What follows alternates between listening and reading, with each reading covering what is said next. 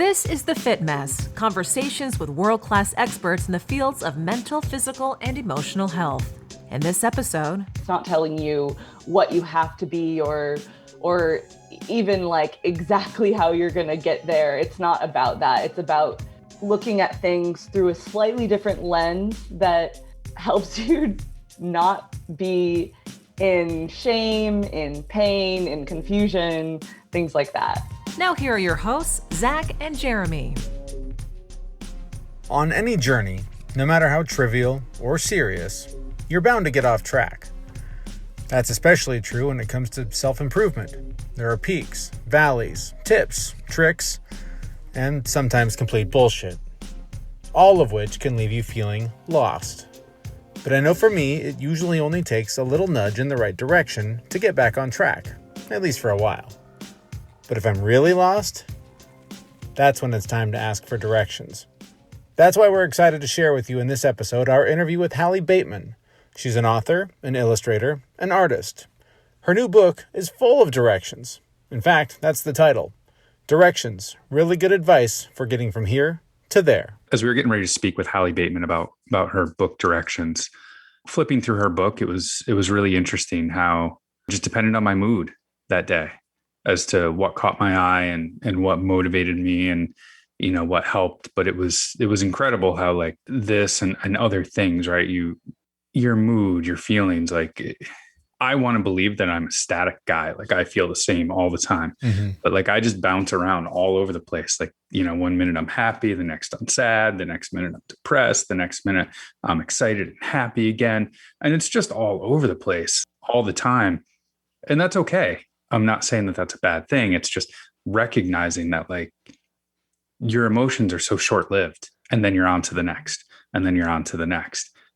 And you don't know what that next one's going to be. So being prepared for the range of emotions, and I'm not, you know, talking about huge, you know, changes between being happy and sad, but, you know, it is amazing when you think about it, like how many peaks and valleys you have in any given day, and then wonder how you're actually sane and able to keep a job and like just function as a human being with all of this craziness running through your head.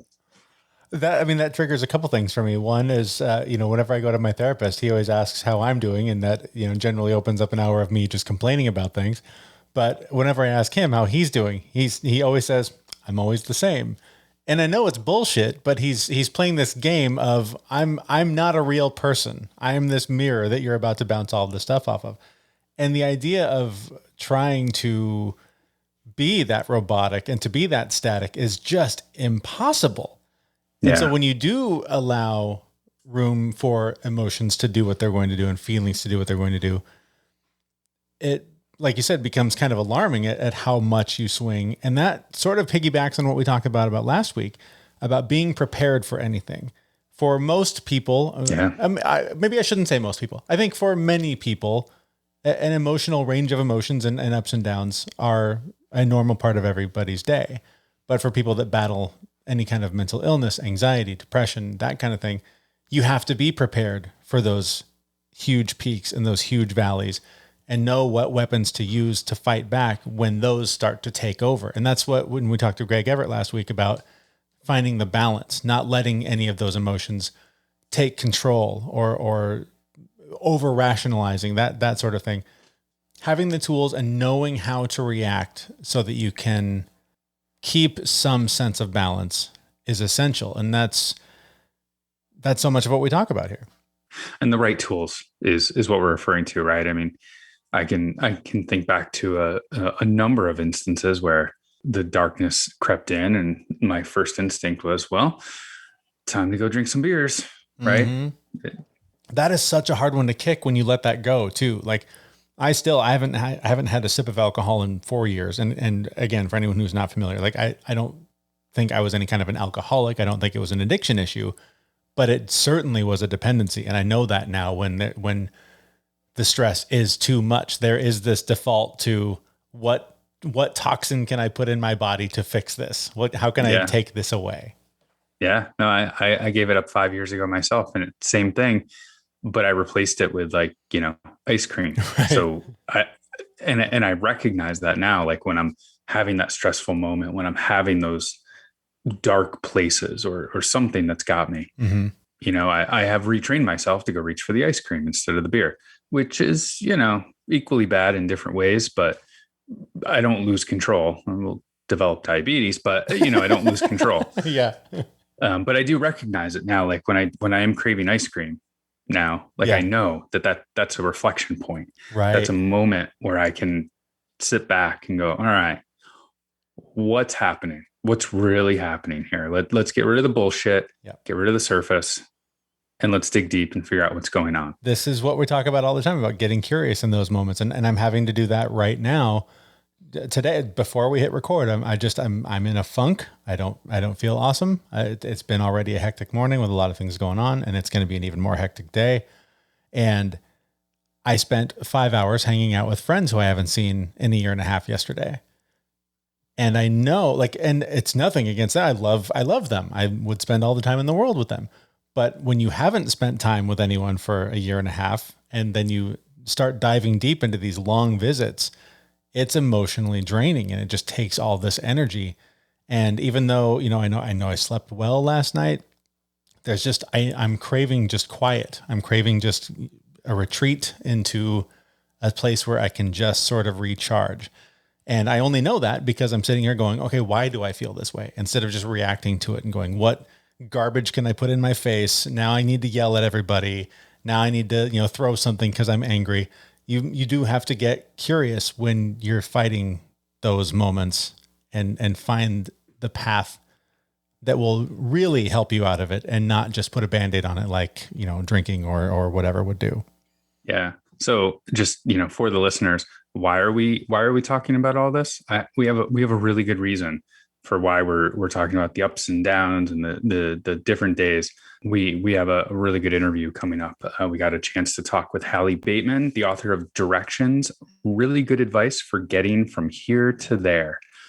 The book is really great. It's a final product of this really cool and interesting artistic process that she went through to come up with these directions. And it's just a very different book, but I loved it. Jeremy, I know you read it too. Yeah, it's a great one to have on the nightstand, and to just be able to pick up and turn to any random page and sort of process what is the meaning of this to me right now? Why did fate turn me to this page? And just it offers you chances to reflect on sort of where you are in your journey. But enough from us. Let's just cut over to the interview with Hallie Bateman, and she will tell you all about her new book, Directions. Your book is a lot of fun to flip through, and I'm curious about the title, Getting From Here to There. What does that mean for you? That's obviously something that anyone who opens this can interpret for themselves, but what did that mean for you when you put that together? Yeah, so the subtitle was something that actually my publisher helped me create. And, when you're making a book, people might think that this was 100% me, but there's an entire team of brilliant people making every aspect of it shine. And the getting from here to there aspect, I like that because, as you said, it's like broad enough that people can interpret it how they want. But the way that I see it is that this book isn't really about like arriving somewhere finally and like, oh, you're like, it's not about fixing you. It's not about becoming this, alternate version of yourself. It's about going from a place of maybe you're in a pinch of agony about something, and a page you read in this book might tweak things just enough that you're out of agony and closer to joy. And the way that I interpret that title is sort of, that's what this book is about. It's just giving you direction, and it's not giving you a destination. It's not telling you what you have to be or even like exactly how you're going to get there. It's not about that. It's about looking at things through a slightly different lens that helps you not be in shame, in pain, in confusion, things like that. So just like drawing on the title of the book, how did this come to be? How did it go from non-existent to actually something physical that you're holding. Like I want to hear that story, because this is a bit of a different book. Yeah, so this book is different even for me. I've made 2 other books, and the way that I made my last 2 books was, the first one was commissioned by the Museum of Modern Art. So they had the idea, they came to me and said, here, we want you to do this, and then I did it. The second book was, I had this idea, worked on it for 5 years with my mom, and then turned it into a book. My mom and I wrote a book together called What to Do When I'm Gone. And it was very much like, we had this idea and, pushed and pushed until it exists. And Directions was not an idea at all to begin with. It was really something that appeared, and then I responded to it appearing. So I was drawing in 2017 with my brother. He was visiting, and we had torn up a bunch of construction paper, and we were just sitting together, and the idea was that we were going to fill up every page until it was done, which is an exercise that I love to do just for fun. And that was when the first directions appeared. And I did not conceive of them before they were on the page. I just wrote a handful of them. And at the end of our afternoon, I looked through them and was like, I guess I won't throw these away. So I tucked them in an envelope and put them away and didn't look at them or think about them for another year. And when I came across them again, I thought they were kind of funny. I decided to share them, not with the idea that I would make more, just the idea of like, oh, I didn't throw these away, I guess I'll share them. So I shared them, and the response from my followers on Instagram was so strong and so unique and so like unusual. Like they were quite like they just got a real response from people. And I think that I really wouldn't have written more if it weren't for how much people responded. It really made me pay attention, and people literally asked for more. And so I was really guided by the artwork and by the people who were consuming the artwork. It wasn't that I had, me, Hallie, had this idea that this would be a series. It was like very much me following information I was being given. And so I paid attention to that. I sat down, I wrote more of them. I kind of replicated the process that I'd written the first ones with, where I would like tear up a bunch of construction paper, grind my ink. Like I work with an ink stone, and you grind ink with water and you kind of make your own ink. So I have this sort of meditative process that I would get into. I would smoke a little weed, put on music, like try to get into a place where I can write and not really set it up so that I don't want to stop. So when I would sit down and start to write, the first few directions that I would write, I would be in my head like, this is so bad. Stop what you're doing. What are you saying? Because you're really, I was really making a space where I could just try to let go as much as possible and channel whatever wanted to come out. And so I learned that I had this part of my mind that wanted to censor what I was doing and wanted me to stop. So I really tried to create an environment where when I heard that voice, I would look around at everything that I'd prepared over like 20 minutes. Like I'd set the scene, and that I would be like, what else have I got to do today? Like, come on, just fill up the paper, just see. So that really became my process. And so I would ink a ton of them. My space would be covered in all these pages that ink was drying. And then I would go through them and kind of choose the ones that resonated with me. And they did, surprisingly. Some of them I like can't tell you where they came from. And some of them are connected to a memory or maybe a feeling that I wanted to express for a very long time that finally found a voice in this process. And so I continued that, and it was stunning how much of a reaction it got. So that's kind of the process, was just a lot of this, like, repeating this this unique experiment. Yeah. I have 1,000 questions about that process. So I'm going to try and narrow them down to like 2. But one is, as I was flipping through, one of the pages was something to the effect, and I thought I wrote this down, but I did not. One of them was something about if people tell you to write a book about it, write that book. And I was just curious, as you were putting this together, and I imagine the response made you think, oh, this should be a book. Was there any of the doubt that crept in there going, who's going to buy this book that is pages of these directions rather than a more traditional book with, here's how to live your life better, et cetera, et cetera. Did doubt hold you back much at all? Or did you just follow that same intuition that was speaking to you through those pages? I have to say that this book, the doubt that I had was not necessarily about, oh, who would want this? Because I wrote that direction that says, if someone says this could be a book, yes, make a book. So it's something like that.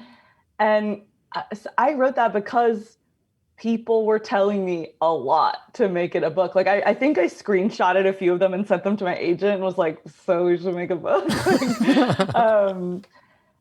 So it wasn't like I thought who would want this, because there was enough of a response that became clear. The doubt was, why do they want it? Sure. Which I hesitate to say that because I am publicizing my book, but truly this is something where, my last book, it was a narrative. It was deeply personal. It was a story that I was telling, and I was plagued with doubt while we were making it and while we were pitching it. And in fact, most people didn't want it. And I had to really express, here's why you want this. Here's why this is important. Mm-hmm. And had to really push for it. And this book was not about me pushing for something that people didn't want. It was people saying, we want this. And I had to deal with my own resistance to doing what I'm told.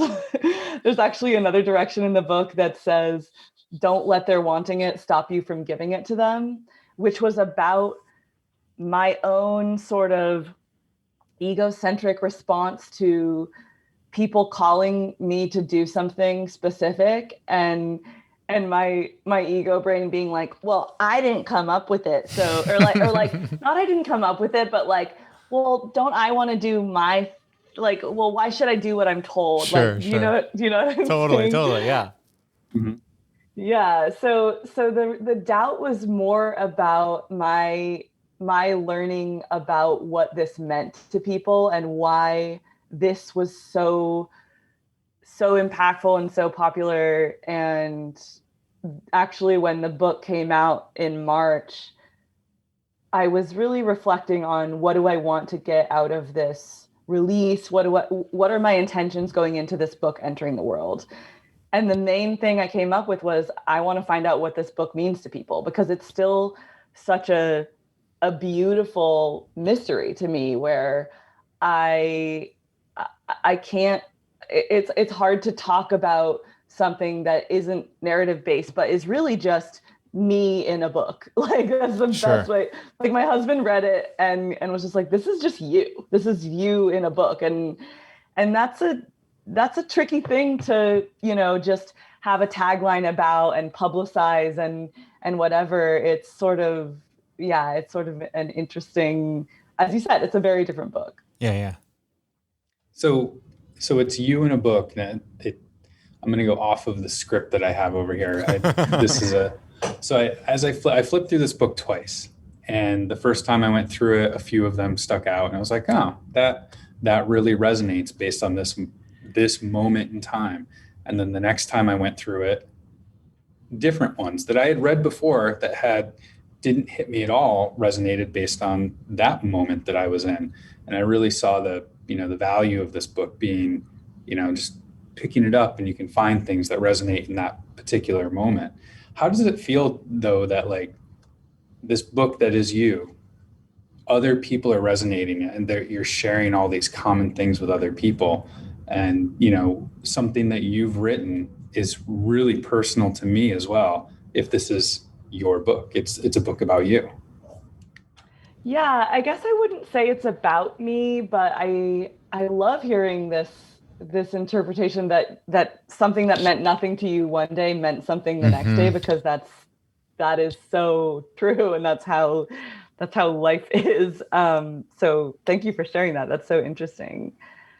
I'm honored to be able to connect with people in this way, and I think that the process that I created with myself, where I sort of kept fear out of it and allowed the words to be put on the page, and really tried to not be writing from Hallie. Like I tried to just let absolutely whatever wanted to come out. And I think that that's sort of the reason why there's a real shared humanity to these, and why they're very simple and not overly, like they're very specific, but they're not overly specific.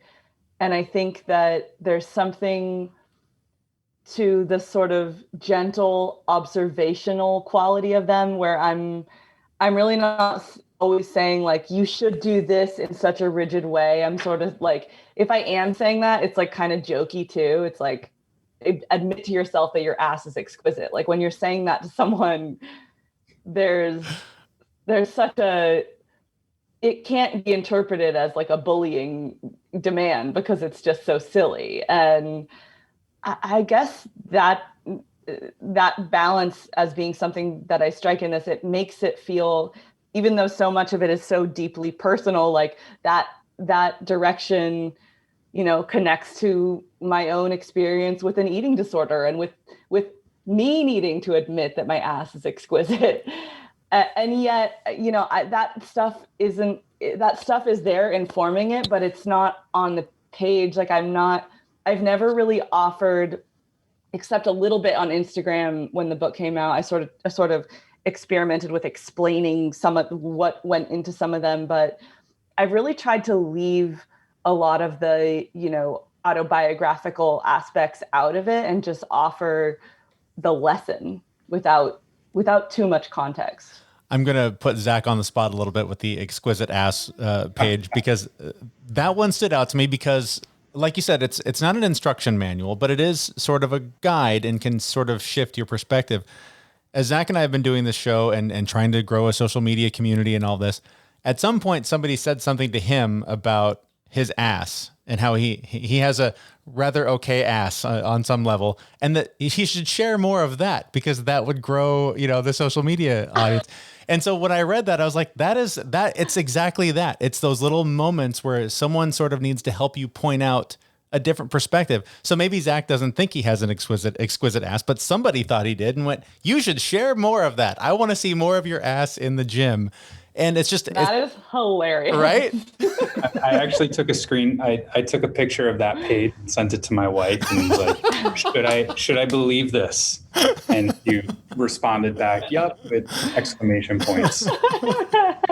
So I love that. I love that it is just these, it's not so much an instruction manual, but these sort of gentle nudges to think differently. And I'm curious, as these ideas, these different directions were coming to you, are there any that ended up in the book that you either have regrets or had or had some hesitation about putting them in because you had whatever negative experience with them? And also, are there a couple that are just, these are gold, and I'm so glad that I put the work into these? Well, I certainly don't have any that I regret putting in.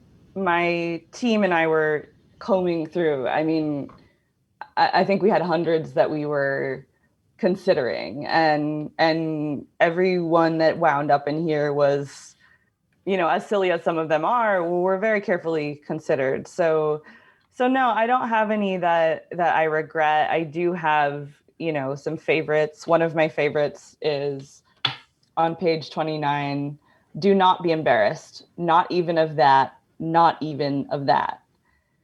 And that was one of the first ones I wrote, and is one that I feel so connected to, just because how deep down we're all kind of like a different age of ourselves as children at different points in our lives. Like, absolutely. I feel very much like in my soul, I'm like 11 years old and I'm on the playground and I am deeply humiliated by everything. Right. And so this one is a reminder to myself that I'm not 11. No one's going to bully me. And well, except sometimes people on the internet, but fuck them. Exactly. And that being embarrassed of something is what makes it embarrassing. And if you're not embarrassed, then it's not embarrassing. And there's sort of a beautiful twist of the mind to that, where you can realize, the one about admit to yourself that your ass is exquisite is the same thing, where if you find yourself beautiful, exquisite, sexy, whatever, if you are able to believe that, that is the whole thing. And I think that one really came out of realizing that when I would be looking at, other like women's bodies and I would be envious, it was not even about the shape of their body. It was not about how it looked. It was about how they seemed comfortable and how they seemed to love themselves. And that was such a, I don't know if I realized that before I wrote the direction, but it was really coming out of this thing of like, oh, it's about choosing to love yourself. And it's about choosing to be the one to find yourself beautiful. And then everything else follows. So there's two I wanted to ask you about. One is really just how deeply it hit me. It's if it ever occurs to you to buy flowers, buy them. Every time I walk in the grocery store, you have to walk through the flower section, and every time I think about it, and every time I don't get them. So that changes today. Wow. Well, I go to the grocery store a lot, so it might be a little bit of an expensive outing, but we'll figure it out. But the other one that I wanted to ask you about that both times when I flipped through it really just I went, aha, yeah, that's it. It's, think about what you'll miss most when you're dead and do more of that.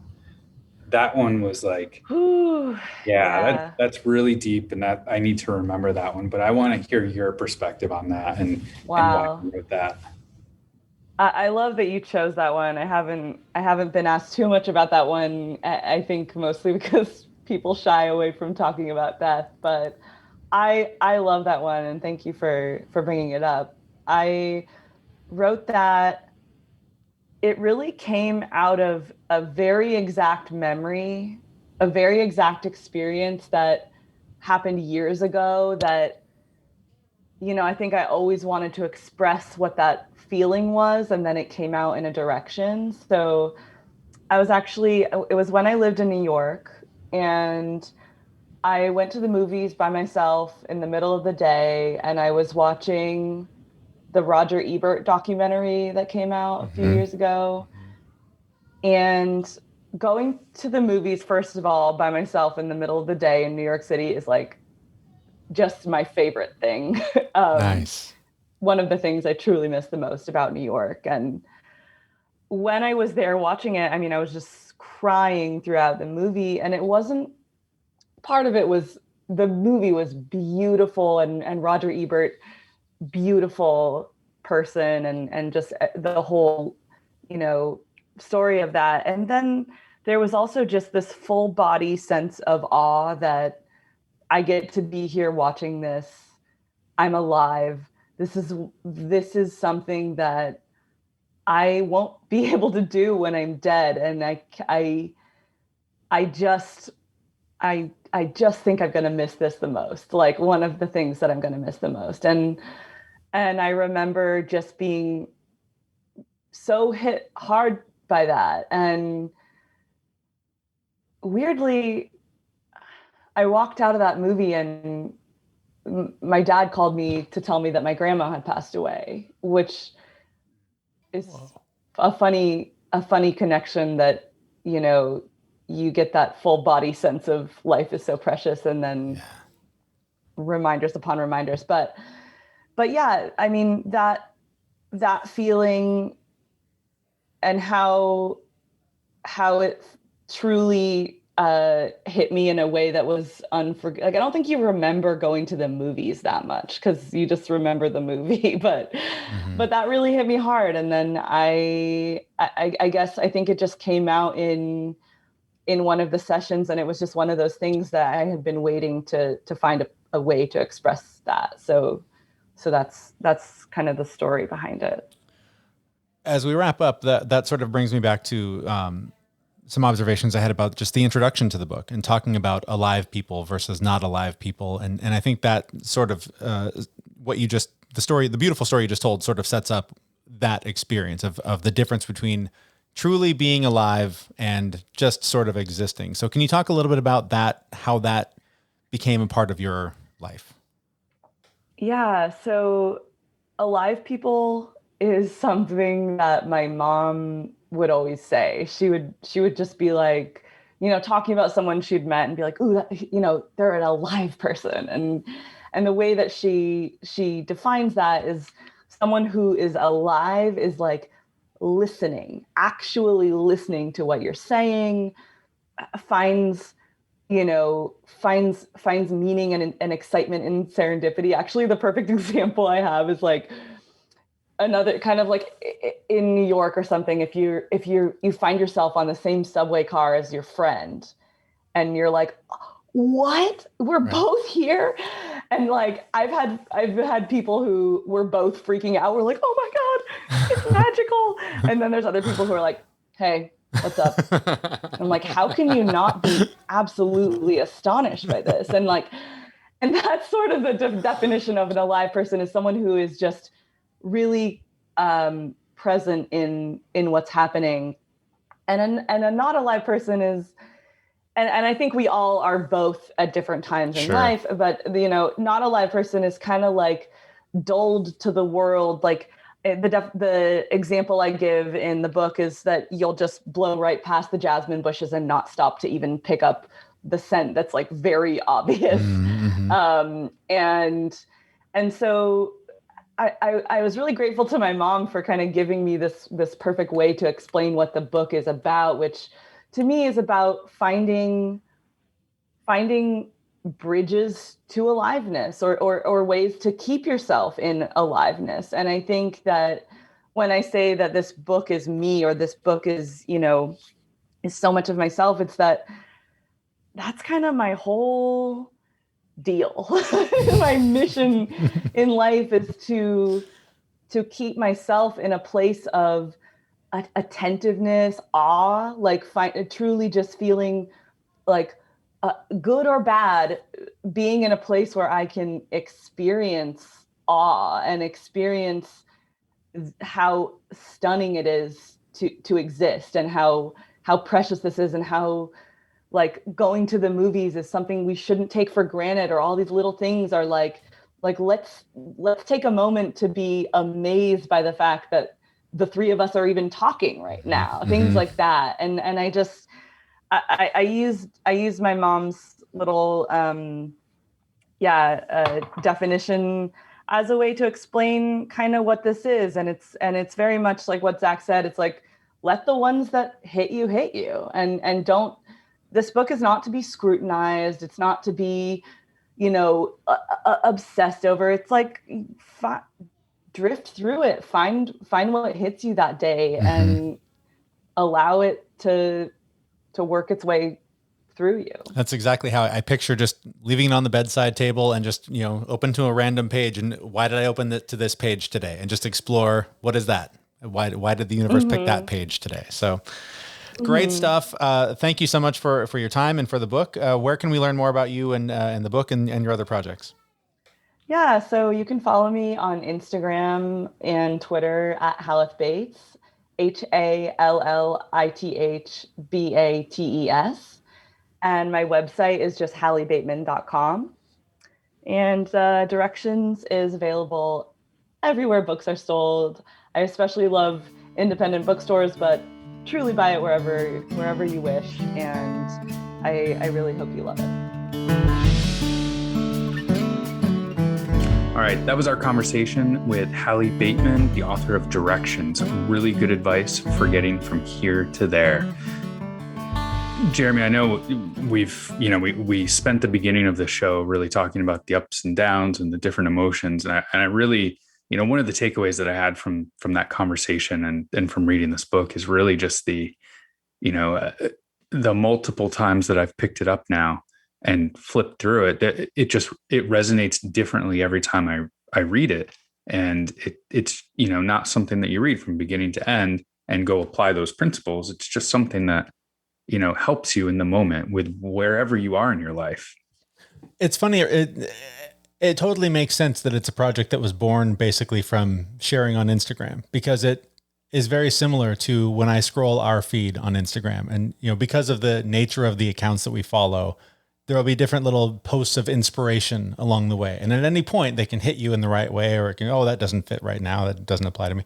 But for the most part, it is just a book full of page after page of simple, what she calls them directions. That's what they are. And they are directions for getting from here to there. And here to there is very much open to interpretation. And I think for me, I sort of infer in it what she was talking about there at the end about alive time versus existing.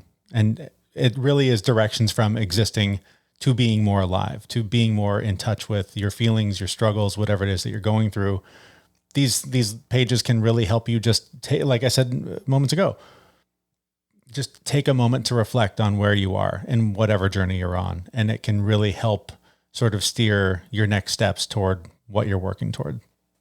And part of that too, again, pointing out something she said about letting go of that inner critic, just sort of releasing any judgment and worrying about what people are going to think about your work or your path or whatever it is that you're doing. That's so critical to this work, because if you constantly compare yourself to other people, you're constantly going to be behind in this artificial race that you've created for yourself. And that's never going to inspire you to take action. And action is so critical even when you don't feel like taking it, because that action creates the inspiration to take the next action and to keep going. And it's so easy so often to compare yourself to someone else and give up and go, well, I'll never be that good.